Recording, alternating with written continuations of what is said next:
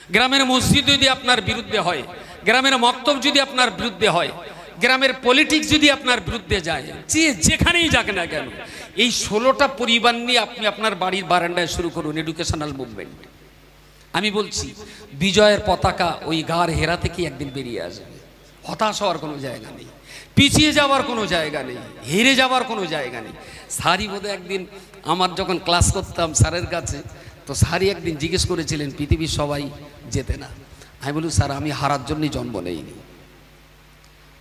আমি হেরে যাওয়ার জন্য জন্ম নেই, আমাকে জিততেই হবে। হারির জন্যই প্রচুর লোক আছে, বহু লোক আছে তারা হারুক না, প্রচুর মানুষ আছে হারির জন্য। আমি হারির জন্য, যে আমি হারির জন্য জন্ম নেইনি, আমাকে জিততেই হবে, বাই হোক আর বাই করুক।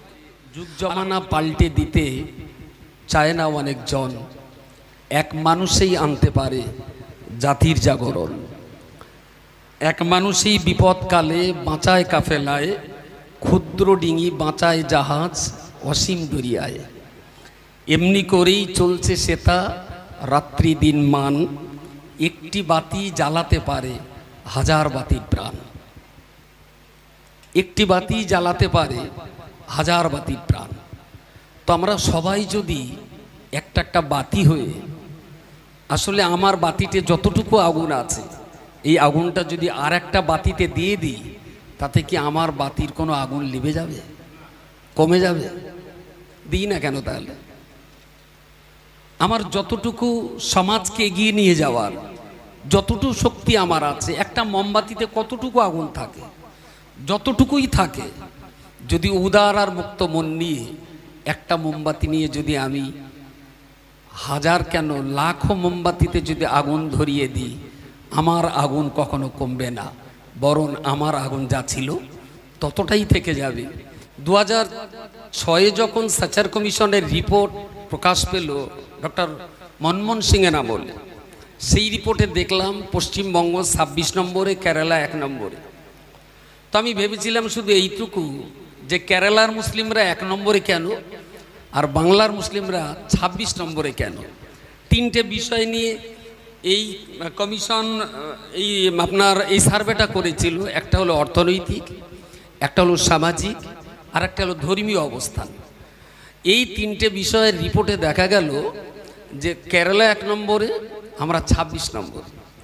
এইটা প্র্যাকটিক্যালি বোঝার জন্যেই আমি কেরালাতে যাই। কেরালাতে যে আমি কোনো কমিউনিকেশন করতে পারিনি, ফিরে এসেছিলাম, 3 জন বন্ধু মিলে গিয়েছিলাম। তারপরে কলকাতাতে দেখা হলো বাহাউদ্দিন উস্তাদের সঙ্গে, দারুল হুদা ইসলামিক ইউনিভার্সিটির ভাইস চ্যান্সেলর, সমস্ত কেরালা জমিয়তুল উলামার তিনি একজন সেক্রেটারি। বাহাউদ্দিন উস্তাদ কোন পদে আছেন? জমিয়তুল উলামার মুশাওয়ারা মেম্বার, এবং ওয়ার্ল্ডের 500 ফেমাস ব্যক্তিদের ভিতরে উনিও একজন। সুবহানাল্লাহ বলেন।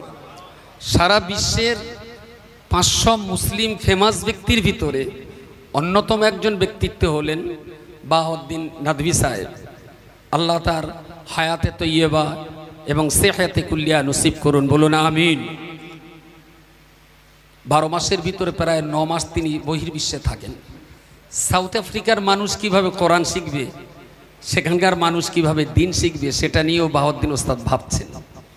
ভাটিকান সিটিতে, পৃথিবীর সবচেয়ে ছোট্ট দেশ, হঠাৎ একদিন ফেসবুকে একটা ছবি দেখছি বাহাউদ্দিন ওস্তাদের, মুখটা দেখে চেনা যাচ্ছে কিন্তু বডি দেখে চেনা যাচ্ছে না।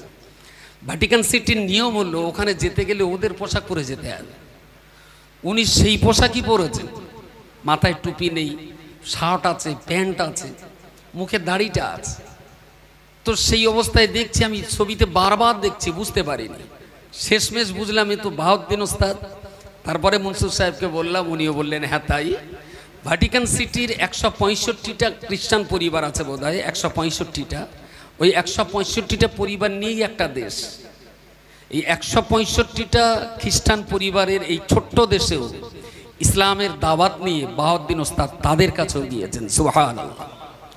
তো এই রকম একজন ব্যক্তিত্বের সঙ্গে কলকাতায় আমার দেখা হয় কোনো একটা মওকায়। আমি বললাম যে আমি কেরালাতে গিয়েছিলাম এই লক্ষ্য উদ্দেশ্য নিয়ে। উনি দাওয়াত দিলেন যে আমার দারুল হুদাতে আসুন। শুরু হলো চিন্তা চেতনার নতুন কমিউনিকেশন। তারপরে ওখানে 1 সপ্তাহ থেকে ফিরলাম। উনি আবার ভিজিট করার জন্য এখানে দারুল হুদার 5 জন ছাত্রকে পাঠিয়েছিলেন। ঠিক এইভাবে টানা 10 বছরের অধিক সময় শুধু যাওয়ার আশা, দেখাশোনা, বুঝপড় করা, রিপোর্টিং করা, এই ছিল 10 বছরের কাজ। 10 বছর পেরিয়ে যাওয়ার পর 2017 সালের দিকে এসে বা 17 সালের শেষের দিকে এসে তিনি আমাদের কাজের প্ল্যান ঠিক করে দিলেন। এবং আজও আমি খুব গর্ব করে বলি, কাশ্মীর থেকে নিয়ে কন্যাকুমারিকা পর্যন্ত 14টা স্টেটে তারা কাজ করছেন।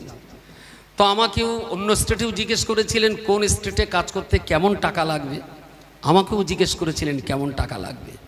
আমি বলেছিলাম বাংলাতে দিনের এই আন্দোলনের জন্য, রিলিজিয়াস এডুকেশনাল মুভমেন্টের জন্য পশ্চিমবঙ্গে আপনার টাকা দিতে হবে না। পশ্চিমবাংলায় টাকা আছে, আমি আপনাদের কাছে সিস্টেম নেওয়ার জন্য এসেছি। টাকা পশ্চিমবাংলায় আছে, সিস্টেম নেই। আমার কথা সত্য মিথ্যা আজও প্রমাণ করাবে। এই 250 মতো মডেল স্কুলে যে সমস্ত মাওলানারা পড়াচ্ছেন এরা সবই বাঙালি। এডুকেশন এদের ছিল, কিন্তু এডুকেশন কোন সিস্টেমে কিভাবে ইমপ্লিমেন্ট করতে হবে, বাচ্চাদের দিতে হবে, সেইটা ছিল না। তো কেরালা থেকে তো আমাদের টিচার আনতে হয়নি, টিচার সব তো এখানকারই। সিস্টেম দেওয়া হয়েছে, গড়গড় করে উন্নতি হচ্ছে। আমি বলেছিলাম বাংলায় টাকা লাগবে না, আমি এখানে এসেছি আপনাদের সিস্টেমটা নিতে। ওনারা বলেছিলেন কেরালার আজকের যে উন্নতি দেখছেন, এই উন্নতির মুভমেন্ট শুরু হয়েছিল 1926 সালে। 1925 সালে যখন আরএসএস তৈরি হয়, ঠিক তার 1 বছর পর তৈরি হয় 1926 সালে সমস্ত কেরালা জমিয়তুল উলামা। তাঁরা চেষ্টা করছিলেন যে কেরালার মুসলিমদের কিভাবে উন্নতির চরম শিখরে পৌঁছে দেওয়া যাবে। আজকে তারা সফল, যথেষ্ট সফল। কারণ আরব কান্ট্রি, সেটা আপনি সৌদি আরব বলেন, মরক্কো বলেন, সেটা আরব আমিরাত বলেন, খোদ সৌদিতে আমি বলতে পারি যদি কেরালার ডাক্তার আর কেরালার নার্স যদি সৌদি থেকে ফিরিয়ে নেওয়া হয়, সৌদি আরবের একটা হসপিটাল স্বনির্ভর হয়ে চালাতে পারবে না। সবই কেরালার ডাক্তার, কেরালার নার্স, তারাই ওখানকার হসপিটালগুলো সচল করে রেখেছে। এবং আরব এমিরেটে, ইউএই, এই সমস্ত দেশে অনেক বড় বড় জায়গায় তারা কাজ করছে। তো কেরালার মানুষ কেরালা বাদ দিয়ে যখন আরব কান্ট্রিতে কাজ করতে যাচ্ছে, পশ্চিমবঙ্গের মুসলমানরা তখন কেরালায় কাজ করতে যাচ্ছে। পশ্চিমবঙ্গ থেকে ওখানে প্রায় কয়েক লক্ষ রাজমিস্ত্রি আছে। পশ্চিমবঙ্গে কাজ করলে 500 টাকা রোজের দাম পায়, ওখানে কাজ করলে 900 টাকা রোজের দাম পাবে। আমি যখন ওনারা আমাকে ট্রেনিং করাতেন, আমি বললাম স্যার এই কাজ পশ্চিমবঙ্গে হবে না। কেন হবে না? আমি বললাম গ্রামের লোক আমার কথা শোনে না। কেন শোনে না? আমি বললাম স্যার আমি একটু কংগ্রেস করি, সিপিএম আমার কথা মানে না। বললো তারপর? আমি বললাম আমি একটু ফুরফুরা সিলসিলা করি, তবলিগরা আমার কথা মানে না। বলে তারপর? আমি বললাম স্যার আমি একটু অজনুসিয়াতে ওই সুদ, ঘুষ, জুয়া, মদ, টেলিভিশনের বিরুদ্ধে বলি, ওরা আমার কথা মানে না। বললো তারপর? আমি বললাম স্যার যারা মদ টদ, গাঁজা টাজা খায়, তাস খেলে, ক্রাম খেলে, ওদের বিরুদ্ধে বলি, ওরাও আমার কথা নেবে না। বলি তারপর? আমি মোটামুটি এই। এবারে চক ডাস্টার নিয়ে লিখছেন, বলছে গ্রামের রাজনীতির কারণে কত লোক আপনার কথা নেয় না। না, তারাই প্রথম জেনে নিয়েছে যে গ্রামে কত লোকের বাস, তা একটা সংখ্যা বলেছে। উনি লিখলেন যে পলিটিক্যাল কারণে এত লোক আপনাকে মানে না। তারপরে সুদ, ঘুষ, মদ, জোয়ার বিরুদ্ধে বলার কারণে এত লোক আপনাকে মানে না। আমি বলছি, আর উনি লিখছেন আপনি ফুরফুরা হওয়ার কারণে তবলিগরে এত লোক আপনার কথা মানে না। সব প্লাস মাইনাস করে 15 জন না 16 জন এক্সচেঞ্জ হয়েছে। উনি আমাকে বললেন আপনি 16 জন মানুষকে নিয়ে কাজ করুন। কিছু মাথায় যাচ্ছে? বলছে আপনি 16 জন মানুষকে নিয়ে কাজ করুন, ওর ভিতরে আপনার সফলতা আছে। আমি অতবাক হয়ে গেলাম। আজকে আমার মনে হয় আমাকে যদি মডেল স্কুল নিয়ে যদি কথা বলতে বলে, আমি নরেন্দ্র মোদীরও বুঝিয়ে দিতে পারবো। আজকে আমার সেই সাহস হয়েছে। পৃথিবীর যত কঠিন লোক হোক না কেন, আমি তাকে বুঝিয়ে দিতে পারবো। কারণ আমি তাদের সঙ্গে আমার জীবনের গুরুত্বপূর্ণ 10টা-15টা বছর কাটাচ্ছি। যেই বললেন এই 16টা মানুষ নিয়ে কাজ করুন, আমি যেন এক কি বলবো কঠিন অন্ধকারের ভিতরে জোনাকির মতো একটা আলো আমি পেলাম। আমার মনে হলো যে আমি পারবো। তো এইভাবেই কাজটা শুরু হলো প্রথম আমাদের সাইফুলের উত্তর দেবীপুরকে দিয়ে। আলহামদুলিল্লাহ চলতে চলতে আজ 250-র অধিক জায়গায় চলছে। কঠিন একদম নয়, শুধু ভিতর থেকে একটু ইচ্ছা শক্তি থাকার দরকার যে আমি করব। এই ইচ্ছা শক্তি যদি থাকে, জানবেন পূর্বের কেউ না কেউ ইসলাম এনে দিয়েছিলেন বলে আমরা পেয়েছি। আমাদের উপরে দায়িত্ব বর্তায় পরবর্তী প্রজন্মকে এটা দিয়ে তবে কবরে যাওয়া। শুধু নামাজ পড়া আর শুধু রোজা রাখলেই যদি মুসলমান হয়ে যেত তাহলে কু আনফুসাকুম ওয়া আহলিকুম নারা কোরআনের এই আয়াতটা থাকতো না। নিজে ভালো হওয়া, অপরকে ভালো করা, নিজে ভালো হওয়া 50% মুসলিম, অপরকে ভালো করাটা এটাও 50% ভিতরে। নিজে শিখলাম, অপরকে শিখালাম, তবে আমি 100% শিক্ষিত। নিজে নামাজ পড়েছি, অপরকে পড়িয়েছি, তবে আমি 100% নামাজি। নিজে সত্য কথা বলছি, অপরকে সত্য কথা বলাবার অনুপ্রেরণা যোগাচ্ছি, তবে আমি 100% মুসলিম। শুধু আমি একা একা নই, মনে রাখতে হবে। গারে হেরায় যেদিন রাসূলুল্লাহর উপরে কোরআন নাজিল হলো, তিনি মক্কায় যে বললেন, আর দুম করে 1,20,000 মানুষ এসে নবীর হাতে হাত দিয়ে মুহাম্মদুর রাসূলুল্লাহ বলে সাক্ষ্য দিলেন। ব্যাপারটা কিন্তু সহজ নয়।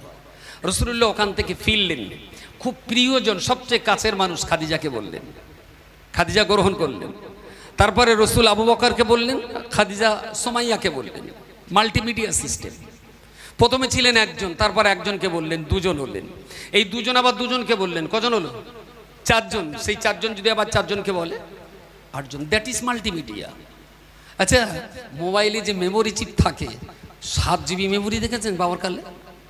7 GB, 1 GB হয়, 2 GB হয়, 4 GB হয়, 8 GB হয়, 16 GB হয়, 32 GB হয়, 33 GB মেমোরি, 34 GB। 32-এর ওপরে নিতে গেলে আপনাকে 64 যেতে হবে, তারপরে নিতে গেলে 100। এর মাঝখানে কোনো জিবির মেমোরি? That is multimedia. আপনি তো একা গ্রামে, একদম একা, গোটা গ্রামের ভিতরে আমাদের এই চিন্তা চেতনা ভাবনাগুলোকে নিয়ে গ্রামের ভিতরে আপনি একজনকে বাছাই করুন, যে লোকটা আমার কথা শুনবে, যিনি আমার কথা বুঝবেন, যিনি আমার কথার গুরুত্ব দেবেন। আমি তাকেই বলব। তাকে বলে খেতে বসতে উঠতে শুতে তাকে পুরো ব্রেনটা দিয়ে সে যখন আমার মতন পাগল হলো, এবারে তাকে বললাম, তুই ভাই আমি যেরকম তোর জ্ঞান করেছি তুই আরেকজনের জ্ঞান কর, তুই আরেকজনকে দেখ, আমি আরেকজনকে দেখি। তাহলে কজন হবে? কজন? আচ্ছা, একটা বাঁদর যদি, জঙ্গলের বাঁদর, তারে যদি 1 মাস কাছে রাখি 30 দিন, সে বাঁদরও তো আমার মতিগতি খানিটা বুঝবে নাকি? বাঁদর সেও যেমন আমার মতিগতি বুঝবে, আমিও তেমন তার চরিত্র, আমিও কিছু বুঝে যাব। ওই যারা বাঁদর খেলা করায়, আমার ওই খেলা দেখতে খুব ভালো লাগে। তো বুড়ো বয়সে পুঁইশাকের বোঝা পিঠে নিয়ে কি করে শ্বশুর বাড়ি যায়, জামার বাড়ি যেতে হয়, বাঁদর দেখিয়ে দেয় না, একটা লাঠি পেছনে ধরে কি সুন্দর 2 পা হেঁটে গেল। বলে রাম লাফ মেরে কিভাবে লঙ্কায় গিয়েছিল, ও লাঠিটা ধরে, আর ভাদর তখন তিড়িং করে লাফ মেরে এপাশে পার হয়। তো এই একটা বাঁদর, সে তো আশরাফুল মখলুকাত না, তাকে ট্রেনিং করিয়ে করিয়ে এমন করে ফেলেছে যে খেলা দেখায় যে ও যা বলে। তো ওরা যদি একটা বাঁদরের যদি বশ মানাতে পারে, আপনি 30 দিন একটা মানুষকে বশ করতে পারবে না? আপনি নিশ্চয়ই পারবেন।